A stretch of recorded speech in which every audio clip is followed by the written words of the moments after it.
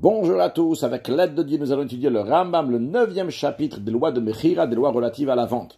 Nous avons appris dans le passé que d'après la Torah, lorsque l'acheteur y donne au vendeur de l'argent, automatiquement l'acquisition est déjà faite. Mais les sages ont institué que même lorsque l'acheteur il a donné au vendeur de l'argent, l'acquisition ne sera pas faite tant qu'il n'y a pas eu un Maaseh Kinyan, donc une action qui fait un Kinyan, comme par exemple la Hagba, le fait de soulever l'objet, ou bien de faire Meshicha, de tirer l'objet, ou bien Messira, la remise, par exemple, on l'avait appris dans un bateau, donc qui est un bien qui est mobilier, qu'on ne peut pas tirer d'un endroit à l'autre, c'est très très dur, donc juste il lui donne par exemple donc la corde avec laquelle on attache le bateau, ce qu'on appelle Messira. En tous les cas, une fois qu'il y a un Maaseh Kinyan qui a été fait, donc que ce soit Hagba, que ce soit Meshira, que ce soit Messira, par cela, l'acquisition s'est faite et c'est concret.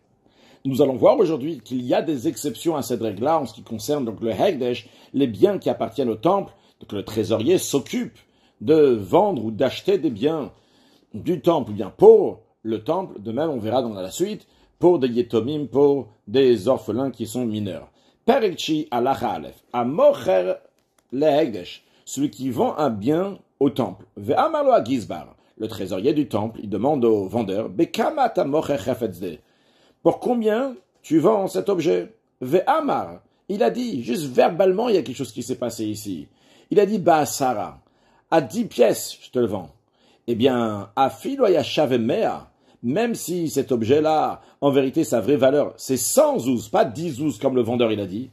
Kevan she'amar ba'asara. Le fait que le vendeur, il a dit seulement qu'il le vend à 10 zouz, eino yachol larzorbo, il ne peut pas se rétracter. Pourquoi? Chez Amira la Gavoa, le fait d'avoir dit juste verbalement pour le Très-Haut, c'est-à-dire pour Hachem, pour le temple, en parlant au trésorier, eh bien, qui me sire à la Hédiote, c'est comme s'il avait fait une transmission à une simple personne, à un simple particulier.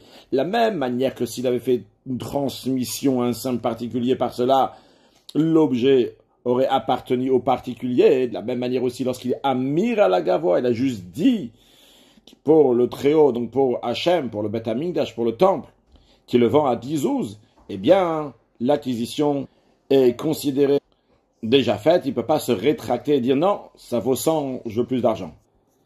Halachabet, hagizbar shekana laegdesh. Maintenant, quand le trésorier, il achète quelque chose pour le temple, ou shemachar ou bien que le trésorier vend quelque chose qui appartient au temple, yado ala eliona, le principe sera toujours qu'il est en position d'avantage pour se rétracter de l'achat ou de la vente. Keitzad, comment cela?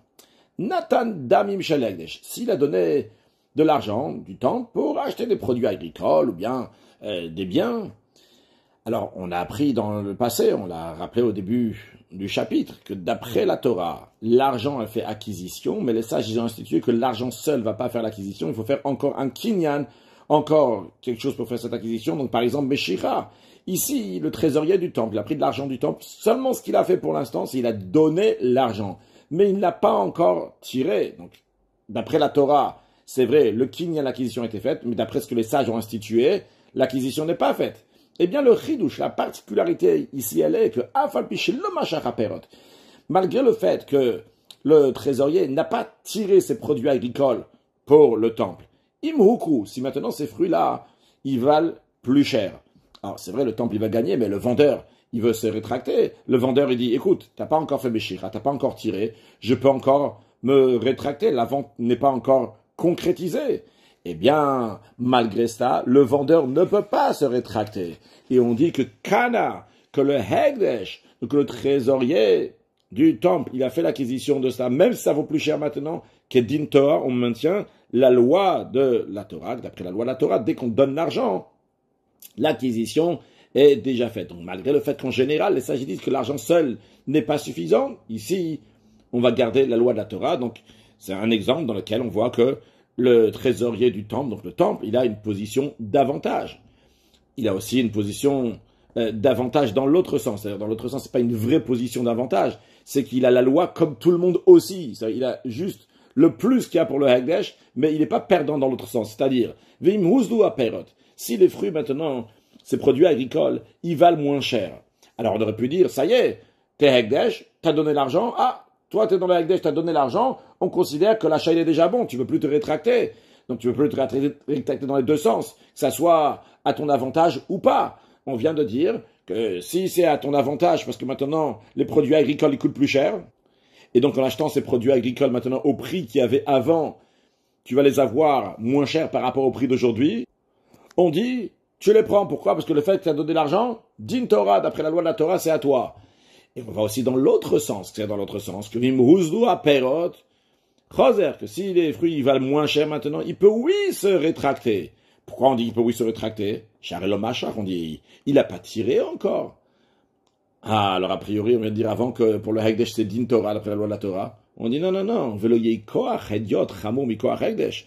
C'est pas possible qu'un simple particulier, il va avoir plus de pouvoir que le Hekdesh. Le simple particulier, quand il a donné de l'argent et il n'a pas encore tiré, il a le droit de se rétracter. Alors on dit, c'est pas possible que le Hediot, le simple particulier, lui, il sera plus fort, il aura plus de pouvoir que le Hekdesh. Donc de la même manière que lui, il peut se rétracter après avoir donné de l'argent sans avoir tiré, de la même manière aussi le Hekdesh, il peut se rétracter après avoir donné de l'argent sans avoir tiré. Donc qu'est-ce qu'on a vu pour l'instant? Qu'on va d'après l'avantage du Hekdesh. Quand ça nous intéresse, on dit que juste avec de l'argent, il a fait l'acquisition. Quand ça nous intéresse, on dit que l'argent seul, c'est pas suffisant. Et il faut aussi faire un kinyan comme Beshira. Vechen. Encore un cas dans lequel on voit qu'on se comporte avec le Hekdesh comme tout le monde parce que c'est pour l'avantage du Hekdesh. Si le trésorier il a vendu un bien qui appartient au temple, ou meshacho alokeach, et le lokeach, il a fait meshiché, il a tiré velonatan damim, et il n'a pas donné l'argent. Veruz ala chefetz. Entre-temps, l'objet il vaut moins cher. Imaginons qu'au moment où il a tiré, ça valait 100 et maintenant ça vaut seulement 90. Alors, l'acheteur, il veut se rétracter, il dit au Hekdesh, je suis pas intéressé d'acheter chez toi, je vais acheter ailleurs. Et on dit non, il ne peut pas se rétracter. Pourquoi? Parce qu'encore une fois, on ne peut pas dire que le simple particulier, il va avoir plus de pouvoir que le temple. Un simple particulier, du moment où il a fait Meshira, il a tiré, ça y est, maintenant il ne peut plus se rétracter. Il est obligé de donner l'argent, quelle que soit la somme, que ça se coûte plus cher ou moins cher. Il doit donner la somme qu'ils avaient fixée au moment où il a tiré l'objet. Donc on dit, il en est de même aussi pour le temps du moment où quelqu'un il a tiré cet objet-là, même si plus tard, lorsqu'il veut donner l'argent, l'objet il vaut moins cher, on ne peut pas dire « Ah oui, ben vous êtes Hekdesh, l'acquisition se fait uniquement avec de l'argent. » Non, on dit qu'il est considéré comme un Hediot qui ne peut plus se rétracter. D'un autre côté, si l'objet maintenant, il vaut plus cher, c'est-à-dire le gars, il a tiré l'objet, il n'a pas encore donné l'argent, ça valait 100, et maintenant, ça vaut 110. Quand il va venir et dire, je donne 100, j'ai déjà fait mes chiras, on dit non. Choserbo, le trésorier du temple peut tout à fait dire, non, je me rétracte, parce que le trésorier n'a pas encore pris de l'argent, et le Hekdesh, on l'achète uniquement avec de l'argent. Car il est dit, il donnera l'argent, et cela lui sera acquis. Malgré le fait que le trésorier du temple, il s'est rétracté de l'achat. Il va pas avoir la malédiction qu'on a appris dans le chapitre 7, qu'on dit Mishepara, celui qui a châtié telle et telle génération, il va châtier aussi cette personne-là qui ne tient pas à parole.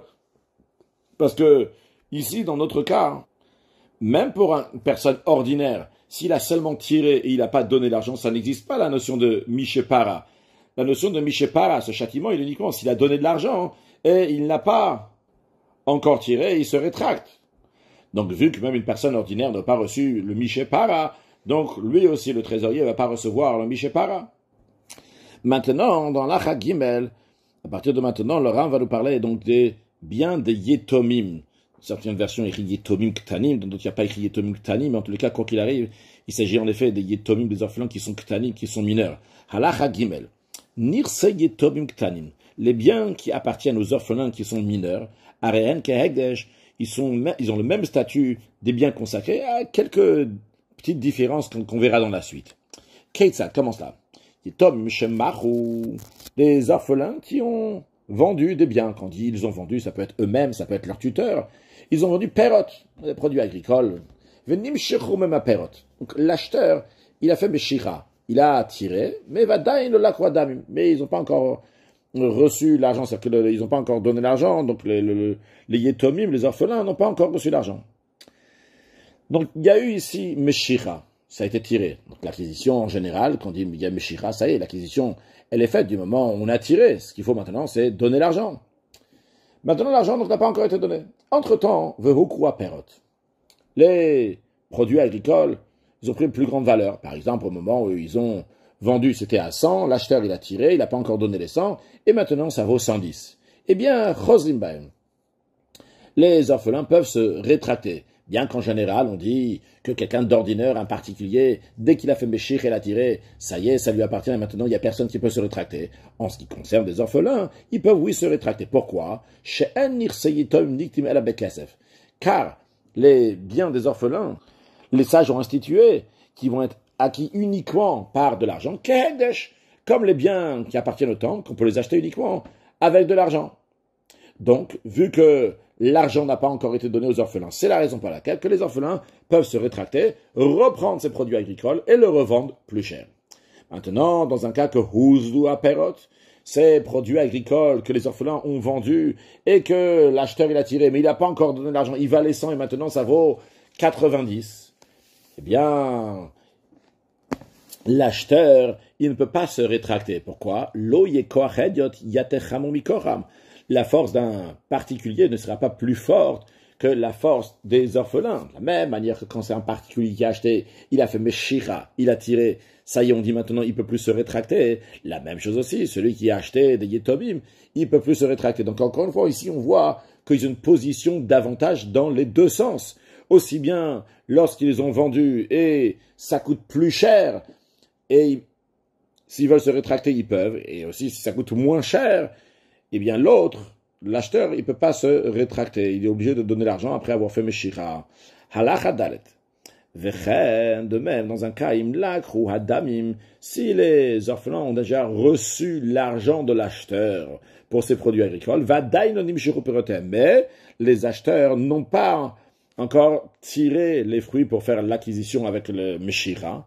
Vehoku, et maintenant, ils valent plus cher ces produits agricoles. Donc les orphelins sont intéressés de rendre l'argent, par exemple rendre 100 €, et maintenant les revendre à 110. Eh bien, Chosin, les orphelins peuvent se rétracter, qui charrette, yotot, comme les autres personnes ordinaires, particuliers, que lorsque l'argent a été donné, mais il n'y a pas encore eu la Meshira, eh bien, l'achat n'est pas encore fait, parce que les sages, ils ont dit qu'il faut faire Meshira, même après avoir donné l'argent. Aval.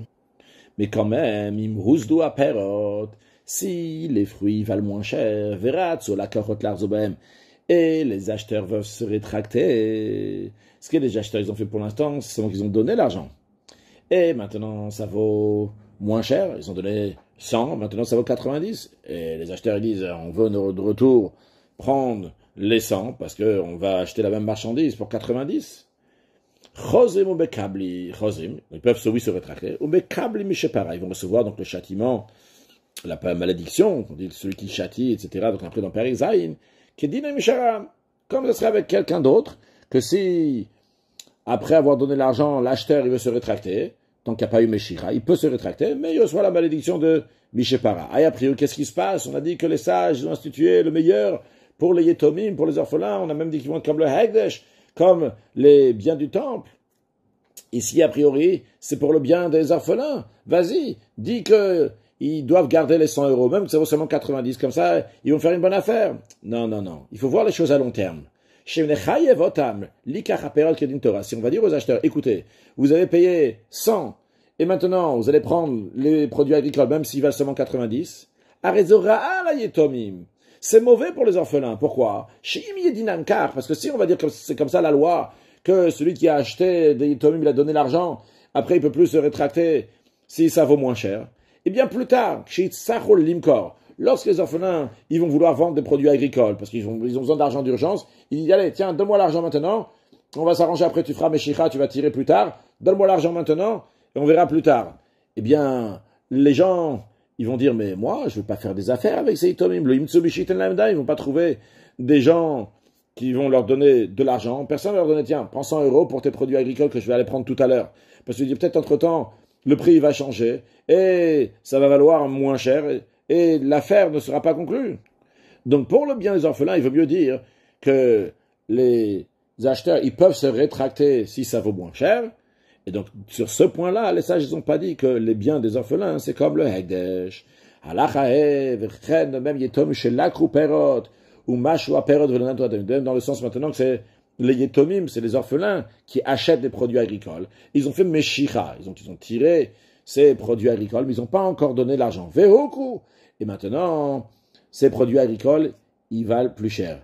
Eh bien, les vendeurs, ils peuvent plus se rétracter. Ils disent, ah, vous n'avez pas encore donné de l'argent, écoutez, c'est vrai que quand vous avez tiré, ça valait 100, maintenant ça vaut 110. On dit non, du moment où ils ont fait Meshira, eh bien, ils sont considérés comme tout le monde, parce qu'on va toujours dans leur avantage. On dit, que le pouvoir d'un simple particulier ne va pas être plus grand que la force qu'on veut donner aux yotomim, aux orphelins. Maintenant, si les produits agricoles, ils valent moins cher, toujours dans un cas, qu'ils ont tiré les produits agricoles, ils n'ont pas encore donné de l'argent. Donc l'argent qu'ils devaient donner au moment où ils ont tiré, c'était 100. Et maintenant, ce qu'ils devraient donner, c'est seulement 90. Malgré ça, on dit Einan Chos, ils ne peuvent pas se rétracter les yitomim, les orphelins. Ah, a priori, dans le Hekdesh, on peut oui se rétracter. Quelle est la raison ici qu'on ne dit pas pour le bien des yitomim? Pour bien, on va dire que personne ne peut se rétracter. On aurait dû dire a priori que les orphelins peuvent se rétracter. Ils vont dire, écoutez, avec 100 euros, maintenant, on peut acheter beaucoup plus, parce que ça vaut que 90, cette marchandise. On dit pas ça, pourquoi? Chez Zora, là, parce que ça, c'est mauvais pour les Yetomim, si on regarde à long terme. Pourquoi? Chez Tzach ou Liktot Perot, lorsqu'ils vont avoir besoin d'acheter des produits agricoles, ils vont pas avoir d'argent. Lo Yimtsu Mishim Kolem, personne va leur vendre à crédit. Ils vont dire, hey, on va vous vendre à crédit maintenant, on vous donne des produits agricoles, et après plus tard, vous allez revenir, non, on vous paye pas à 100, on vous donne 90. Alors pour ça, les sages, ils ont dit que si les fruits, ils valent moins cher, ces produits agricoles, ils valent moins cher. Ils vont quand même rester chez les orphelins et ils payeront la somme. Halachavav. Maintenant, dans un cas que Natnu Adamim, ces orphelins, donc ils achètent, ils ont donné de l'argent, Velomashru Aperot, et ils n'ont pas tiré les fruits. Vehuzlu Aperot. Et maintenant, les produits agricoles valent moins cher. Chosrin, les orphelins peuvent se rétracter. On ne dit pas que, vu que c'est comme le Hekdesh, alors le fait d'avoir donné de l'argent, ça y est, c'est déjà une acquisition comme le Hekdesh, qu'on fait l'acquisition avec de l'argent. Parce que le même principe qu'on a dit pour le Hekdesh aussi, on a dit aussi ça, que si ils ont donné l'argent et ils n'ont pas tiré, on ne va pas dire que le pouvoir d'une personne ordinaire va être plus fort que celle des Yetomim. De la même manière qu'une personne ordinaire, s'il a donné l'argent et il n'a pas encore tiré, eh bien il peut encore se rétracter. De la même manière aussi pour ces orphelins. Non, Huku, toujours dans le cas où les orphelins, ils ont acheté quelque chose, ils ont donné l'argent, mais ils n'ont pas encore tiré. Entre-temps, avant qu'ils viennent tirer, ça vaut plus cher à la place que ça vaut 100, ça vaut 110. Si les vendeurs, ils veulent se rétracter, ils peuvent se rétracter, mais ils vont recevoir donc la malédiction du châtiment, celui qui châtie, etc., va se châtier de ces gens-là qui tiennent pas parole. Pourquoi on ne dit pas qu'ils vont être comme le Hekdesh, que le fait d'avoir donné l'argent soit déjà considéré une acquisition totale? La raison est lèche. Si leur loi va être qu'ils vont faire acquisition dès qu'ils ont donné l'argent, que le vendeur ne peut pas se rétracter, dans ces cas-là, ils vont être perdants peut-être. Car imaginons qu'ils ont donné l'argent. Donc le vendeur il dit, ça y est, ça appartient aux orphelins. Si maintenant il y a un incendie dans la maison du vendeur, ou bien qu'il y a des brigands, eh bien, le vendeur va pas se motiver pour sauver ses produits agricoles, il va les laisser brûler ou bien se prendre par les brigands. Et si ils vont venir, les orphelins vont dire, où ils sont nos fruits? Yamarlem à mort, le vendeur va dire, ni ce fois perot kartem. Vos produits agricoles, ils ont brûlé, au avdu be'ones, ou bien, il y a un cas de force majeure, gvanas, ou bien choutrem, chatnitin tamod. De toute façon, ça vous appartenait déjà du moment où vous avez donné l'argent. Donc, on ne considère pas que dès qu'ils ont donné l'argent, ça leur appartient pour leur bien. Conclure avec Alachazaïn, Berba, Prakim Bashana, Emile Divrement d'une Torah. À 4 époques de l'année, les sages se sont remis à la loi de la Torah, Bebassar concernant la vente de la viande. C'est-à-dire que la viande, la personne doit faire l'acquisition dès qu'il a donné de l'argent. C'est-à-dire bien que d'après la Torah, quand tu donnes de l'argent, c'est bon, l'acquisition est déjà faite. Mais les sages ont institué qu'il faut faire plus que ça. Mais il y a certaines périodes dans l'année que les sages ont dit que ça suffit en effet juste de donner l'argent. Et dans quel contexte? Dans la viande, qu'on va expliquer tout de suite. Parce que dans ces moments-là qu'on va voir dans l'instant, tout le monde a besoin de viande parce qu'on fait beaucoup de repas. Voici ces 4 moments-là. le dernier jour de la fête de Sukkot, donc la veille de Shmini Atzeret. Car Shmini Atzeret, donc c'est une fête à part donc, de Sukkot, et c'est une fête qui est chérie pour le peuple juif, et ils rajoutent dans la joie, donc ils achètent plus de viande. Deuxième moment, Ve'erev Yom Tov HaRishon Shel Pesach, la veille de Pesach, Ve'erev Atzeret, la veille de Shavuot, Ve'erev Rosh Hashanah, et la veille de Rosh Hashanah. Keitzad, comment ça? Ah, il y a la Tabach Shor. Donc le Rambam explique que ça veut dire que les sages, ils ont gardé ce qui est biblique. Si le boucher, il avait un bœuf. Donc rappelons à l'époque que le boucher, c'était lui qui faisait la shrita, c'est lui qui coupait la viande, c'est lui qui vendait la viande, etc. Il avait un bon bœuf, à filu shavemé à dinar, même s'il vaut 100 dinars. Donc qu'est-ce qu'il fait le boucher? Il dit aux gens, il dit, qui est-ce qui veut acheter de la viande? Et comme ça, les gens, ils s'associent. Comme ça, à la fin, il a 100 dinars. Et après, il va faire la shrita de son animal, et il va partager les 100 morceaux. Donc, qu'est-ce qu'il a fait ce boucher-là? Il a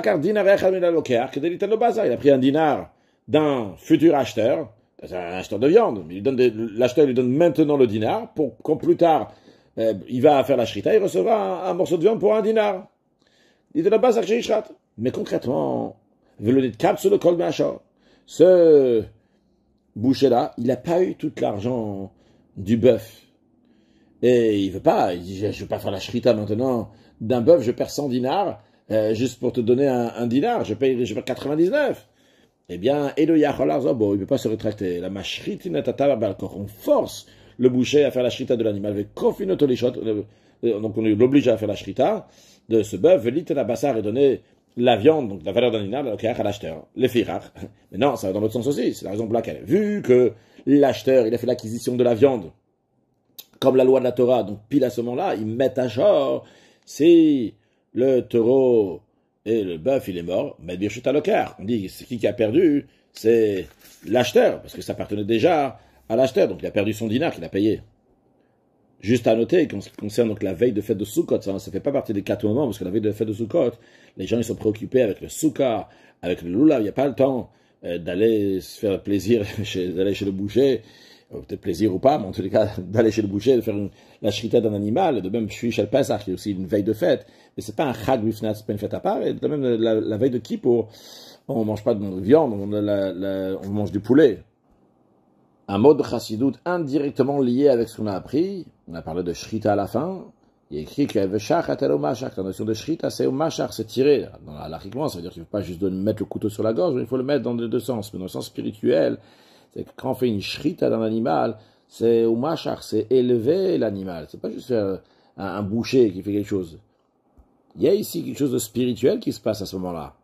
C'est d'ailleurs la raison pour laquelle qu'on fait attention que le shochet ne soit pas seulement quelqu'un qui connaît la halacha, qui sait faire comme il faut, ce qui est le plus important évidemment, mais aussi qui comprenne qu'est-ce que représente la shrita. C'est la possibilité d'élever l'animal, et après nous allons l'élever en le mangeant, que Dieu fasse que très prochainement on mérite le shorabar et le leviatan. Ça sera d'ailleurs une shrita très particulière qui aura avec la venue de Mashiach. Now, une excellente journée.